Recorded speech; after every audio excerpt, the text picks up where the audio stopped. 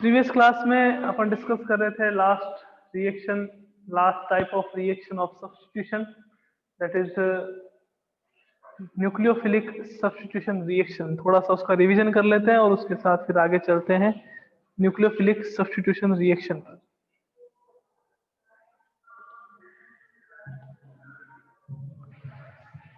Discuss कर रहे थे किस पे?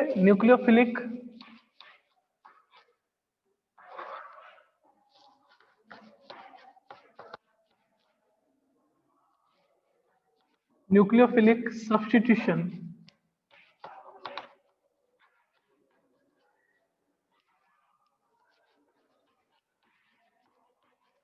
रिएक्शन। सब्स्टिट्यूशन का मीनिंग अपने को पता है क्या होता है कि जब एक एटम या मॉलिक्यूल या आयन को दूसरा एटम या आयन सब्स्टिट्यूट कर देता है, रिप्लेस कर देता है, तो उसको अपन कौन सी रिएक्शन कहते हैं? उसको अपन कहते हैं substitution reaction. Nucleophilic substitution reaction का मीनिंग क्या हो गया कि अगर आपके पास अटैकिंग रिएजेंट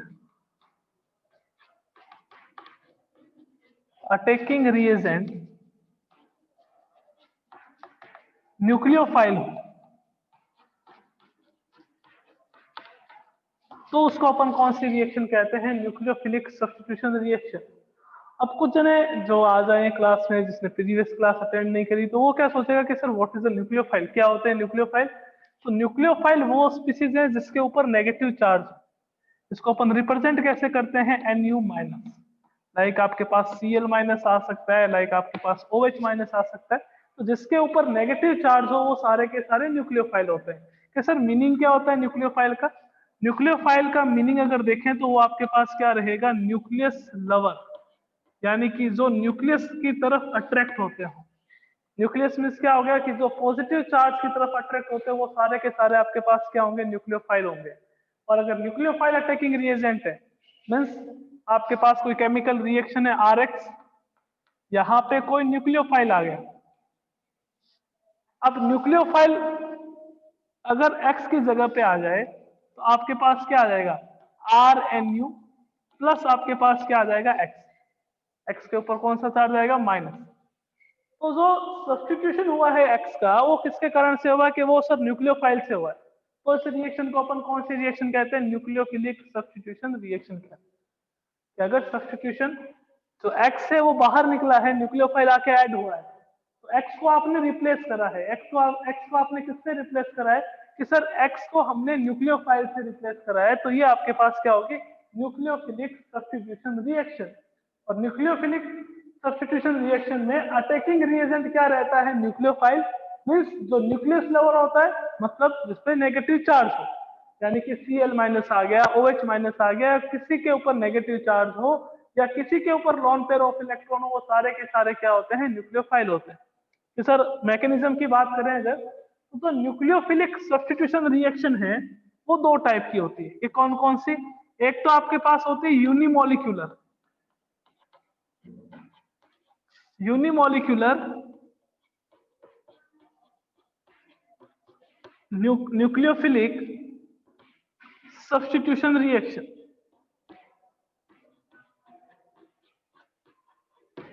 और सेकंड आती है अपने पास बायमोलिक्यूलर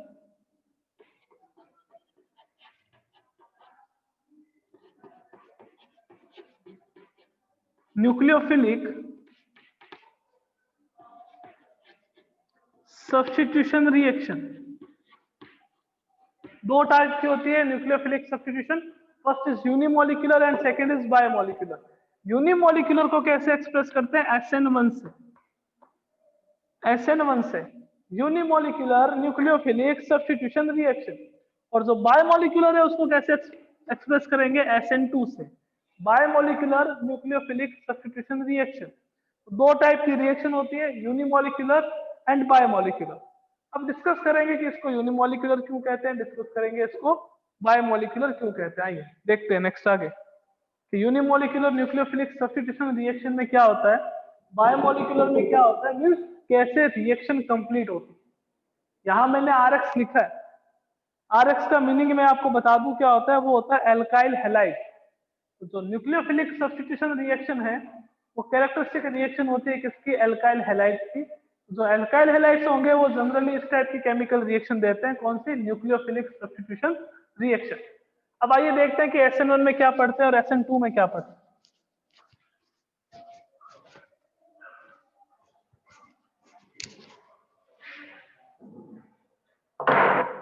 फर्स्ट रिएक्शन आती है अपने पास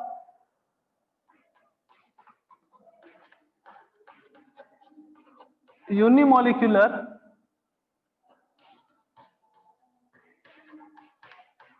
nucleophilic substitution reaction.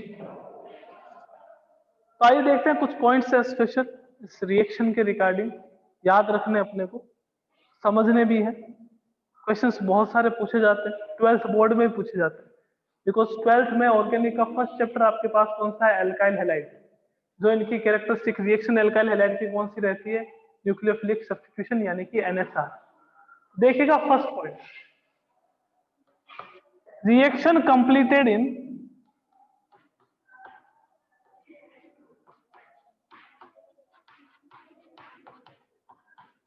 Two steps. दो स्टेप में रिएक्शन कंप्लीट होती है। कौन कौन से स्टेप में? कि सबसे पहले आपके पास स्टेप आता है फॉर्मेशन ऑफ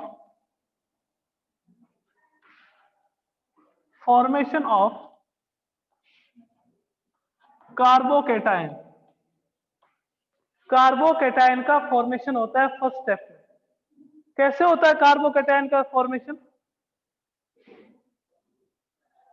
सबसे पहले स्टेप में कार्बोकेटायन का फॉर्मेशन होता है कि सर कैसे? कि जैसे आपके पास यहां आ गया CH3, यहां आ गया आपके पास X। ओके, X का मीनिंग क्या हो गया? X का मीनिंग होता है हेलोजन। यहाँ पे क्लोरीन भी हो सकता है, ब्रोमीन भी हो सकता है, आयोडीन भी हो सकता है, फ्लोरीन भी हो सकता है। CH3X दोनों के बीच में कोवेलेंट बॉन्ड। और अपने को पता है कि अगर यहाँ पे जैसे क्लोरीन आ गया या फ्लोरीन आ गया या ब्रोमीन आ गया, उसकी इलेक्ट्रोनेगेटिविटी किससे ज्यादा होती है? कि सर कार्बन से ज्यादा होती है इलेक्ट्रोनेगेटिविटी। कार्बन से ज्यादा होती है तो ये क्या करेगा? बॉन्ड के इलेक्ट्रॉन कहाँ चले जाएंगे? बॉन्ड के इलेक्ट्रॉन हैलोजन पे चले जाएंगे। सर उससे क्या होगा? बॉन्ड के इलेक्ट्रॉन हैलोजन पे चले जाएंगे तो यहाँ पे CH3 पे कौन सा चार्ज आएगा? पॉजिटिव। और X पे कौन सा चार्ज आएगा? नेगेटिव। CH3 पे पॉजिटिव चार्ज आ रहा है तो इसको अपन क्या कहते हैं? कि सर इसको तो अपन कार्बोकेटायन कहते हैं। तो फर्स्ट स्टेप में क्या होता है? कार्बोकेटायन का फॉर्मेशन होता है। ये जो रिएक्शन का स्टेप है वो स्लो स्टेप, यानी कि जो कार्बोकेटायन का फॉर्मेशन हो रहा है वो स्लो स्टेप रिएक्शन है, यानी कि धीरे धीरे CH3+ का फॉर्मेशन होता है। तो सर सेकंड स्टेप में क्या होगा? तो सेकंड स्टेप में देखिएगा attack of nucleophile. Nucleophile attack करेगा।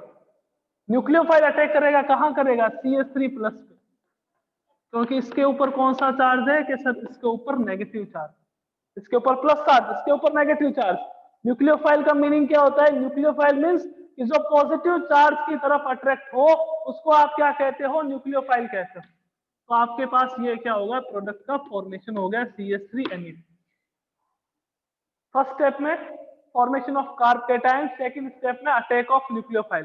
पहले कार्बोकेटायन का फॉर्मेशन होगा और बाद में क्या होगा? आपके पास न्यूक्लियोफाइल का अटैक होगा। अब जो न्यूक्लियोफाइल का अटैक हो रहा है यहाँ पे, वो बेटा जी फास्ट स्टेप है, बहुत तेज होता है। कि सर ऐसा क्यों? ये धीरे है, ये फास्ट है।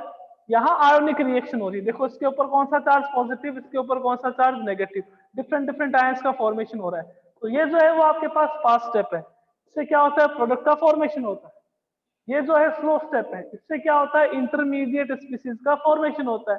सर इंटरमीडिएट मींस, भाई मैंने आपको बताया था कि रिएक्शन, किसी भी केमिकल रिएक्शन में रिएक्टेंट से जब प्रोडक्ट बनते हैं तो एक बीच की स्टेट होती है, उसमें कुछ पुराने बॉन्ड टूटते हैं, कुछ नए बॉन्ड का फॉर्मेशन होता है, या कुछ इंटरमीडिएट स्पीसीज का फॉर्मेशन होता है। तो ये इंटरमीडिएट स्पीसीज है यहाँ पे कौन सी? कार्बोकेटायन। तो जितनी भी न्यूक्लियोफिलिक सब्स्टिट्यूशन यूनिमोलिकुलर है वो हमेशा दो स्टेप में होगी। बायोमोलिकुलर की बात नहीं कर रहे हैं अपन। यूनिमोलिकुलर है वो कितने स्टेप में होगी? दो स्टेप में। पहले स्टेप में कार्बोकेटायन का फॉर्मेशन होगा, दूसरे स्टेप में क्या होगा, न्यूक्लियोफाइल का अटैक होगा। पहला स्टेप जो है वो कौन सा स्टेप होता है, स्लो स्टेप होता है, और सेकंड स्टेप जो है वो आपके पास कौन सा स्टेप होता है, फास्ट स्टेप होता है। ओके, तो सर इसको यूनिमोलिकुलर क्यों कहते हैं, क्या कारण है इसको यूनिमोलिकुलर कहने का? देखिए, इस रिएक्शन में जो केमिकल रिएक्शन की रेट है, कि सर ये नई बात आ गई, रेट क्या होती है, वो डायरेक्टली प्रोपोर्शन होती है Rx की कंसंट्रेशन के। ये जो स्क्वायर ब्रैकेट लिख रहे हैं इसको कंसंट्रेशन कहते हैं, ठीक है ना। कंसंट्रेशन ऑफ Rx के डायरेक्टली प्रोपोर्शन होती है, और न्यूक्लियोफाइल की कंसंट्रेशन के ऊपर ये डिपेंड नहीं करती। कि सर रेट का मतलब क्या होता है, रेट का मतलब क्या होता है, जनरली आपको एक बार थोड़ा सा बता देते हैं रेट। कि आपके पास कोई केमिकल रिएक्शन है, ए से किसका फॉर्मेशन हो रहा है, कि सर ए से मान लिया कोई प्रोडक्ट बन रहा है, आराम से समझिएगा कि रेट क्या होती है। ए है, ए से आपके पास प्रोडक्ट का फॉर्मेशन हो रहा है। मैंने कहा स्टार्टिंग में मेरे पास रिएक्टेंट ही रिएक्टेंट था, मैंने रिएक्शन स्टार्ट नहीं करी, उस समय मेरे पास रिएक्टेंट है। ऐसा होता है हमेशा कि अगर आप रिएक्शन स्टार्ट नहीं करते तो उसमें रिएक्टेंट जो है वो मैक्सिमम होता है और प्रोडक्ट जो है वो आपके पास मिनिमम होता है।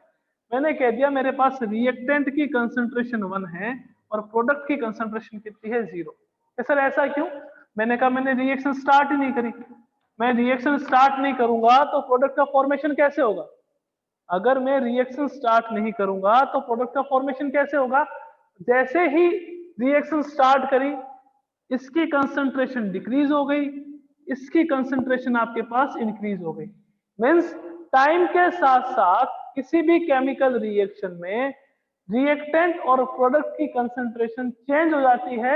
इसे अपन क्या कहते हैं? रेट कहते हैं। इसे अपन क्या कहते हैं? रेट कहते हैं।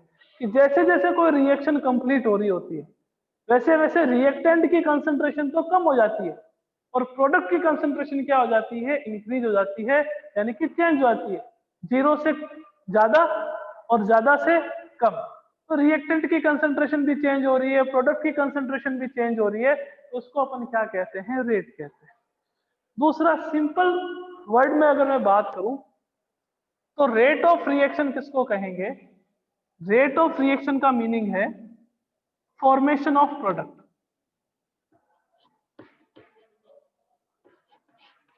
Formation of product. अब फॉर्मेशन ऑफ प्रोडक्ट जो है वो किस पे डिपेंड कर रहा है? वो ओनली एंड ओनली आरएक्स पे डिपेंड कर रहा है, न्यूक्लियोफाइल पे डिपेंड नहीं कर रहा है। कि सर आरएक्स पे क्यों कर रहा है, न्यूक्लियोफाइल पे क्यों नहीं कर रहा? क्योंकि जो एल्काइल हैलाइड वाला स्टेप है, यानी कि जो पहला स्टेप है वो आपके पास स्लो स्टेप है और सेकेंड स्टेप जो है वो आपके पास फास्ट स्टेप है। तो जो रेट डिटरमाइनिंग स्टेप होता है, आरडीएस होता है, वो कौन सा स्टेप होता है? हमेशा फर्स्ट स्टेप होता है। तो इससे क्या होता है? आपके पास एल्काइल हैलाइड की कंसंट्रेशन पे डिपेंड कर रहा है, न्यूक्लियोफाइल की कंसंट्रेशन पे डिपेंड नहीं कर रहा। मींस जो फॉर्मेशन ऑफ प्रोडक्ट है वो किस पे डिपेंड कर रहा है? एक ही मॉलिक्यूल पे डिपेंड कर रहा है, किस पे? एल्काइल हैलाइड पे। इस कारण से इस रिएक्शन को आप क्या कहते हो? Unimolecular nucleophilic substitution reaction. क्या कहेंगे इसको? यूनिमोलिकुलर न्यूक्लियोफिलिक सब्स्टिट्यूशन रिएक्शन कहेंगे। ओके, आगे चलते हैं नेक्स्ट पॉइंट पे। तो कुछ पॉइंट्स ही बता रहा हूं इसके। फर्स्ट पॉइंट ये था, सेकंड पॉइंट आपके पास वो आ गया, थर्ड पॉइंट की बात करते हैं।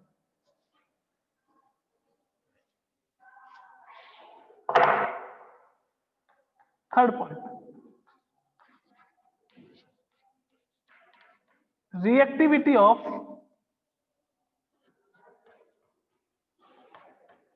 कार्बोकेटाइन। कि कौन से कार्बोकेटाइन ज्यादा रिएक्शन देंगे? Reactivity of carbocation. कि भैया हर एक प्रोडक्ट जो है वो स्टेबिलिटी चाहता है। अपन स्टडी कर रहे हैं, अपन पढ़ रहे हैं, 11th में आ गए, 12th में भी आएंगे, आगे जाके अपने को क्या करना है? कि जॉब भी करनी है, कुछ भी बनना है, डॉक्टर बनना है, इंजीनियर बनना है। क्यों बनना है? क्योंकि हम स्टेबल होना चाहते हैं, है ना। तो हर एक स्पीसीज, जो हर एक प्रोडक्ट का फॉर्मेशन हो रहा है, वो सारे प्रोडक्ट क्या होना चाहते हैं? स्टेबल होना चाहते हैं। तो स्टेबल कौन सा होगा? अपने को पता है 3 डिग्री कार्बोकेटाइन सबसे ज्यादा स्टेबल। उसके बाद के सर, उसके बाद 2 डिग्री स्टेबल, उसके बाद 1 डिग्री। यानी कि 3 डिग्री कार्ब कैटायन जो होगा वो सबसे ज्यादा रिएक्शन देगा, क्योंकि स्टेबिलिटी उसके क्या है, मैक्सिमम। फिर कौन सा होगा 2 डिग्री, और फिर कौन सा होगा 1 डिग्री। ओके, फोर्थ देखते हैं point, reactivity of alkyl halide, कि कौन सा एल्काइल हैलाइड ज्यादा रिएक्शन देगा। सर कौन सा देगा, जो जल्दी कार्ब कैटायन का फॉर्मेशन करेगा। एल्काइल हैलाइड कौन से हो गए, आपके पास आरएफ हो गया, आपके पास आरसीएल हो गया, आपके पास आरबीआर हो गया, आपके पास आरआई हो गया। तो जो जितना जल्दी कार्ब कैटायन का फॉर्मेशन करेगा, रिएक्शन उसकी उतनी ही ज्यादा होगी। मीन्स अपन यूं कह सकते हैं कि that are I, RBR, RCL, ये रिएक्टिविटी ऑर्डर होगा किसका, एल्काइल हैलाइड का। कैसे सर ऐसा क्यों, आयोडीन का साइज बहुत बड़ा, आयोडीन का साइज बड़ा, तो आपके पास बॉन्ड लेंथ जो होगी वो क्या होगी, बड़ी होगी, ज्यादा होगी बॉन्ड लेंथ। बॉन्ड लेंथ अगर ज्यादा होगी तो बॉन्ड इजीली डिसोशिएट होगा, और इसके ऊपर कौन सा चार्ज आ जाएगा, आपके पास पॉजिटिव चार्ज आ जाएगा। तो जो जितना जल्दी कार्ब कैटायन का फॉर्मेशन करेगा उसकी रिएक्टिविटी उतनी ही ज्यादा होगी। तो reactivity order of carb cation, कि जो कार्ब कैटायन ज्यादा स्टेबल होगा वो SN1 रिएक्शन ज्यादा देगा। 3 डिग्री, 2 डिग्री, 1 डिग्री, इससे पहले रेजोनेंस वाले भी आ सकते हैं। रिएक्टिविटी ऑफ एल्काइल हैलाइड, जो जितनी जल्दी कार्ब कैटायन का फॉर्मेशन करेगा, वो एल्काइल हैलाइड जो जितनी जल्दी कार्ब कैटायन का फॉर्मेशन करे उसकी रिएक्टिविटी भी है उतनी ही ज्यादा हो। ये तो थी, ये आपके इसके 4 पॉइंट हो गए। और अब बात करेंगे सबसे इंपॉर्टेंट पॉइंट की, 5th पॉइंट की, जो अपन पहले एक बार कर चुके हैं। अगर आपको याद हो कि जब अपन रेसेमिक मिक्सचर के बारे में स्टडी कर रहे थे, तब अपन ने देखा था यूनिमोलिकुलर न्यूक्लियोफिलिक सब्स्टिट्यूशन रिएक्शन की कुछ बातें, कि सर कैसे। तो आइए,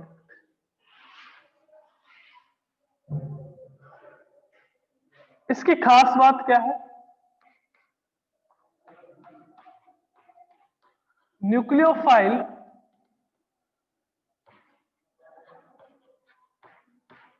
can attack from both side.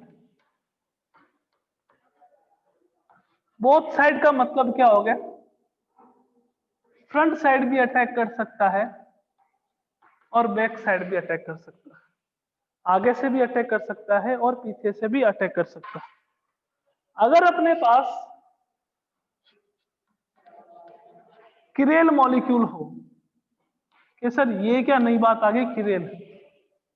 Chiral की बात करें तो शायद अपन ने देखा होगा कि किरेल क्या होता है, कि वो कार्बन जिसकी चारों वैलेंसी डिफरेंट हो, ऑल द 4 वैलेंसी अगर डिफरेंट हो तो उसको अपन क्या कहते हैं, किरेल कार्बन कहते हैं। सर कैसे, ये कार्बन, इसकी एक वैलेंसी पे ए ग्रुप हो गया, दूसरे पे बी हो गया, तीसरे पे सी हो गया, चौथे पे डी हो गया, चारों वैलेंसी डिफरेंट है, तो इसको अपन कौन सा मॉलिक्यूल कहेंगे, इसको अपन किरेल मॉलिक्यूल कहेंगे। तो जितने भी आपके पास किरेल मॉलिक्यूल अगर प्रेजेंट हो तो क्या होगा, देखिएगा कि आपके पास यहां कार्बन आ गया, यहां C2H5 आ गया, यहां आपके पास हाइड्रोजन आ गया, यहां आपके पास Cl आ गया, यहां आपके पास मान लीजिए OH आ गया। OH नहीं लेते हो तो आपके पास CH3 आ गया। इस कार्बन की चारों वैलेंसी डिफरेंट हो गई, एक पर मिथाइल ग्रुप, एक पे इथाइल ग्रुप, एक पे क्लोरीन और एक पे हाइड्रोजन। इसको अपन कौन सा कार्बन कहेंगे, इसको अपन किरेल कार्बन। मैंने कहा कि न्यूक्लियोफाइल जो है वो फ्रंट साइड अटैक भी कर सकता है और बैक साइड अटैक भी कर सकता है। ये आपके पास न्यूक्लियोफाइल आ गया OH-। ये जो OH- है अगर फ्रंट साइड अटैक करता है तो क्या होगा, यहाँ पे हाइड्रोजन, यहाँ पे क्लोरीन, यहाँ पे OH, यहाँ पे आपके पास C2H5 और यहाँ पे आपके पास क्या आ जाएगा CH3, और प्लस आपके पास क्या होगा Cl- बाहर निकल जाएगा। अगर सर बैक साइड अटैक करेगा तो क्या होगा, अगर बैक साइड अटैक करेगा तो क्या होगा? बैक साइड अटैक करेगा मतलब यहां जुड़ेगा, OH जो है वो यहां जुड़ेगा, तो आपके पास क्या आ गया HOC, यहाँ पे क्या आएगा हाइड्रोजन, यहाँ पे क्या आएगा CH3 और यहाँ पे क्या आएगा C2H5। बाहर तो भैया Cl माइनस ही निकलेगा, बाहर तो कौन निकलेगा? Cl माइनस ही निकलेगा, क्योंकि Cl माइनस हट रहा है और वहां पे OH आ रहा है। अब OH कहां से आ रहा है? फ्रंट साइड अटैक कर रहा है तो यहां जुड़ रहा है, बैक साइड अटैक कर रहा है तो यहां जुड़ रहा है। अब मैं आपको एक बात बताऊं थोड़ा सा, कि मैं अगर यहाँ पे मिरर लगा देता हूं, मिरर लगा देता हूं तो ये दोनों एक दूसरे के ऑप्टिकल आइसोमर होंगे कि नहीं होंगे? अगर मैंने मिरर लगाया है यहाँ पे तो देखिएगा chiral carbon C2H5 C2H5 CH3 CH3, ये OH यहाँ पे, इसको यहां से उठाया, उठा के इसके ऊपर रखा, तो जो OH है वो ऊपर वाले में तो इस साइड है, नीचे वाले में आपके पास इस साइड है। मीन्स दोनों जो आइसोमर है वो एक दूसरे के ऊपर सुपर इम्पोज नहीं हो रहे हैं, सुपर इम्पोज नहीं हो रहे हैं तो वो ऑप्टिकल एक्टिव कंपाउंड होंगे, ऑप्टिकल एक्टिव कंपाउंड होंगे तो 50% आपके पास क्या बनेगा? डी आइसोमर, और 50% आपके पास क्या बनेगा? L isomer. और जब 50% डी और 50% एल आइसोमर बनता है तो उस मिक्सचर को आप क्या कहते हो? कि सर उसे हम रेसेमिक मिक्सचर कहते हैं। आपको अगर याद हो, अपन ने रेसेमिक मिक्सचर के बारे में पढ़ा था कि जब due to external compensation if in a compound 50% D and 50% L characters are present, then the mixture is known as racemic mixture.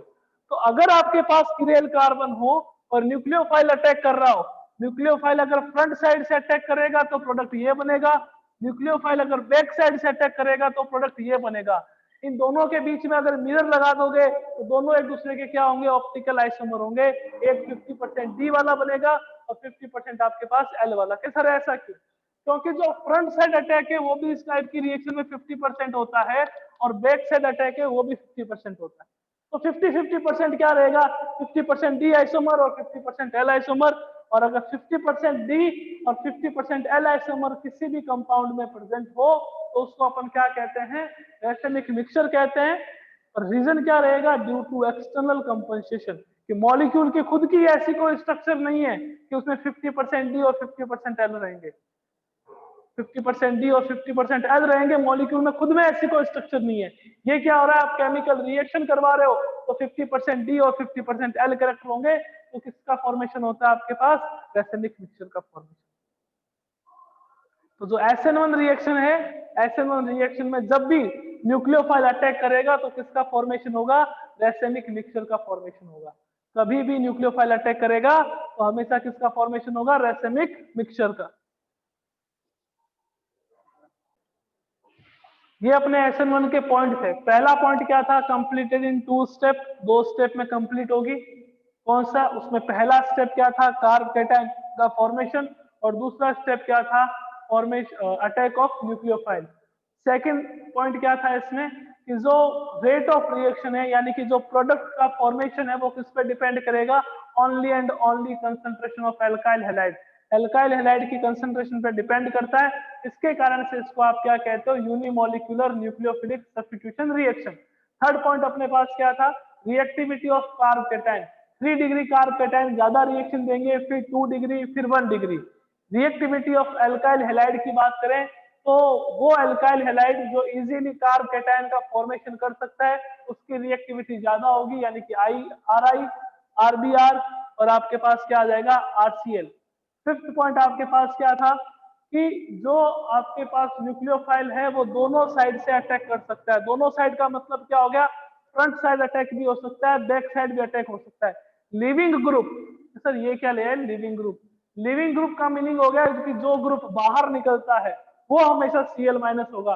कि ऐसा नहीं होगा कि सर बैक साइड अटैक कर रहा है तो हाइड्रोजन बाहर निकाल देते हैं, बैक साइड अटैक करेगा तो भी Cl बाहर निकलेगा, हाइड्रोजन यहाँ आ जाएगा, और फ्रंट साइड अटैक करेगा तो भी आपके पास Cl माइनस बाहर निकलेगा। तो 50% चांसेस होते हैं फ्रंट साइड अटैक के, 50% चांसेस होते हैं बैक साइड अटैक के। अब अगर आपके पास एल्काइल हैलाइड किरेल मॉलिक्यूल आ जाए, किरेल मॉलिक्यूल सर कि वो मॉलिक्यूल जिसमें कार्बन की चारों वैलेंसी डिफरेंट हो उसको आप क्या कहते हो, किरेल मॉलिक्यूल कहते हो। किरेल मॉलिक्यूल आ गया, अगर किरेल मॉलिक्यूल आ गया तो अपने को पता है कि वो मॉलिक्यूल जिसमें किरेल कार्बन प्रेजेंट हो वो ऑप्टिकल आइसोमेरिज्म शो करते हैं, ठीक है ना। तो किरेल मॉलिक्यूल आ गया, OH माइनस यहाँ ऐड होगा, तो और सेकेंड कंडीशन में OH माइनस यहाँ ऐड होगा।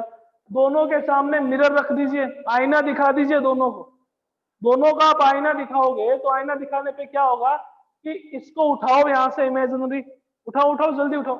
इसको यहाँ से अपन ने उठाया, उठा के इसके ऊपर रखा, ऊपर रखा तो सुपर इम्पोज नहीं होगा कि सर क्यों नहीं होगा, क्योंकि यहाँ पे OH इस साइड आ रहा है और यहाँ पे OH उस साइड जा रहा है, तो एक दूसरे पे सुपर इम्पोज नहीं होंगे।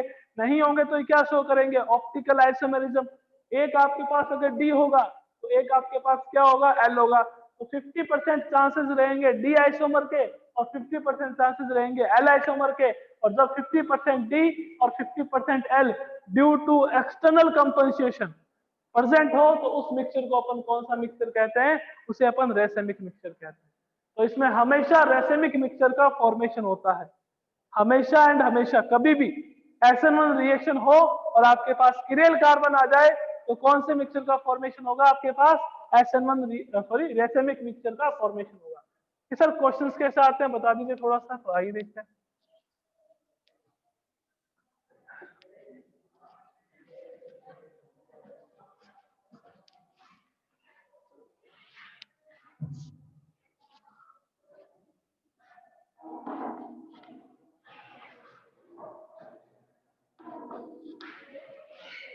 Which carb cation is more reactive towards SN1 reaction? कौन सा कार्ब कैटायन SN1 रिएक्शन के लिए ज्यादा रिएक्टिव होगा?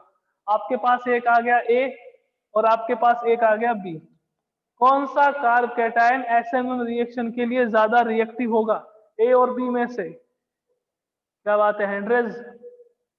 नेक्स्ट क्वेश्चन से ध्यान रखेंगे कि आपके पास A और B है, अपने को पता है 3 डिग्री ज्यादा रिएक्टिव होता है, फिर 2 डिग्री, और फिर आपके पास कौन सा रहता है 1 डिग्री ज्यादा रिएक्टिव होता है। तो इसकी स्ट्रक्चर बना लेते हैं ना, CH3 CH2 CH2, 1 carbon, second, third और फोर्थ पे पॉजिटिव चार्ज है, तो CH2 पे कौन सा चार्ज आ गया आपके पास, पॉजिटिव। 1 2 3 4, इसमें भी कितने कार्बन है, CH3 CH2 CH, यहाँ पे पॉजिटिव चार्ज और यहाँ पे CH3 है ना। तो आपके पास यहाँ जो कार्बन आ रहा है वो कौन सा कार्ब कैटायन है कि सर यहाँ पे 1 डिग्री कार्ब कैटायन है, यहाँ पे जो कार्ब कैटायन है वो कौन सा है कि सर 2 डिग्री कार्ब कैटायन है। तो स्टेबिलिटी किसकी ज्यादा कि सर स्टेबिलिटी तो 2 डिग्री की ज्यादा, तो 2 डिग्री अगर ज्यादा स्टेबल हो रहा है तो आपके पास क्या होगा, NSR, यानी कि जो यूनिमोलिकुलर रिएक्शन है सब्स्टिट्यूशन वो किसमें होगी, 2 डिग्री में ज्यादा और 1 डिग्री में कम, ये ज्यादा रिएक्शन देगा और ये आपके पास कम। सर और एग्जांपल, आइए एक और देख लेते हैं।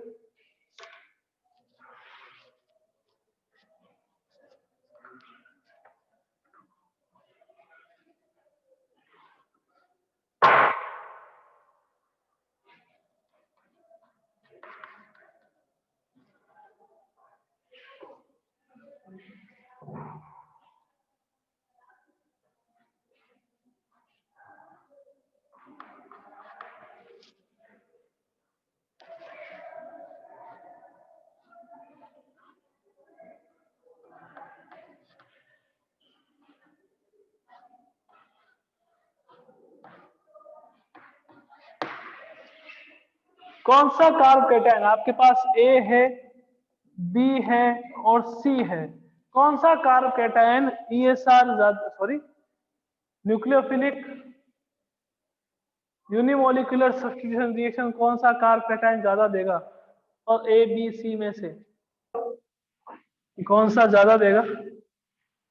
यहाँ पे CH2 पे positive charge, C C C, यहाँ कार्बन यहाँ कार्बन यहाँ कार्बन, वैलेंसी आप पूरी कर ही लोगे। इसकी वैलेंसी में एक हाइड्रोजन आएगा, यहाँ 2 hydrogen 2 hydrogen 2 hydrogen atoms 2 hydrogen atoms 2 hydrogen atoms. यहाँ बात करें CH3 C, यहाँ पे positive charge, carbon carbon carbon carbon carbon carbon, यहाँ पे CH3 CH CH, यहाँ positive charge, carbon carbon carbon valency आप पूरी कर ही लोगे। तो अपने को देखना है कौन सा 1 डिग्री है, 2 डिग्री है, 3 डिग्री है। अगर इसकी बात करें तो इसे एक ही कार्बन एटम अटैच्ड है, तो ये आपके पास कौन सा होगा, 1 डिग्री। इसकी बात करें एक ये अटैच्ड है, एक ये अटैच्ड है, एक ये अटैच्ड है, तो आपके पास 3 डिग्री। इसकी बात करें तो आपके पास ये कौन सा होगा, 2 डिग्री। तो सबसे ज्यादा कौन देता है, 3 डिग्री कार्ब कैटायन रिएक्शन देता है। उसके बाद कौन देता है, 2 डिग्री। उसके बाद कौन देता है, 1 डिग्री। तो करेक्ट ऑर्डर क्या होगा, बी सबसे ज्यादा, फिर सी, और फिर आपके पास क्या आएगा, ए आएगा। आपको देखना है कि कौन सा कार्ब कैटायन का फॉर्मेशन हो रहा है। यहाँ 3 डिग्री का फॉर्मेशन हो रहा है कि सर कैसे, ये कार्ब कैटायन है सी पे पॉजिटिव, एक कार्बन एटम यहाँ पे, एक कार्बन एटम यहाँ पे, एक कार्बन एटम यहाँ पे, 3 कार्बन एटम से सराउंडेड है, तो 3 डिग्री कार्ब कैटायन होगा। ये 2 से सराउंडेड है तो कितने का होगा, 2 डिग्री का। और ये आपके पास 1 से सराउंडेड है तो क्या रहेगा आपके पास, 1 डिग्री कार्ब कैटायन। ऑर्डर क्या हो जाएगा, सबसे ज्यादा कौन देगा, बी, उसके बाद कौन देगा, सी, और उसके बाद कौन देगा, ए। ओके, तो नेक्स्ट क्लास में मिलेंगे और क्वेश्चंस के साथ, और साथ में SN2 रिएक्शन को देखेंगे, न्यूक्लियोफिलिक सब्स्टिट्यूशन बायोमोलिकुलर रिएक्शन। अभी कौन सी थी, यूनिमोलिकुलर। नेक्स्ट क्लास में डिस्कस करेंगे बायोमोलिकुलर रिएक्शन। ओके, तो मिलते हैं नेक्स्ट क्लास में। Thank you.